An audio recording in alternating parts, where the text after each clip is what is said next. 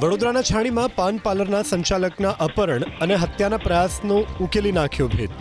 પોલીસે પાન પાર્લરના સંચાલકની પત્ની સહિત 5 શખ્સોની ધરપકડ કરી. તપાસમાં ખુલાસો થયો કે 5 વર્ષ અગાઉ ફરિયાદી ગિરીશ પટેલના લગ્ન ફાલ્ગુની સાથે થયા હતા. લગ્ન બાદ ફાલ્ગુનીને કૌશિક શર્મા નામના વ્યક્તિ સાથે પ્રેમ સંબંધ હતા. 6 મહિના અગાઉ પતિ ગિરીશને પત્નીના પ્રેમ સંબંધની જાણ થતાં એક સમયે પરિવારની ચિંતા કરી ગિરીશે ફાલ્ગુનીને પ્રેમી સાથે વાત ન કરવા સૂચના આપી હતી.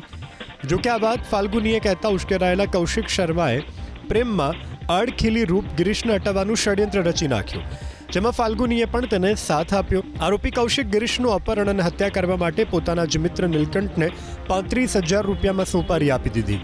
કૌશિકના સાગરીતોએ રેકી કરી ગિરીશ જ્યારે ઘર તરફ જઈ રહ્યો હતો ત્યારે જ કારમાં અપહરણ કર્યું. બાદમાં ઢોર માર મારીને આણંદના સોજિત્રાની પાણીની કેનાલમાં ફેંકીને ફરાર થઈ ગયા. પરંતુ ગિરીશ આખી રાત કેનાલના પિલર સાથે લટકી રહ્યો અને સવારે આસપાસના લોકોની મદદ માગી. વડોદરા પહોંચીને ગિરીશે છાણી પોલીસમાં ફરિયાદ નોંધાવી.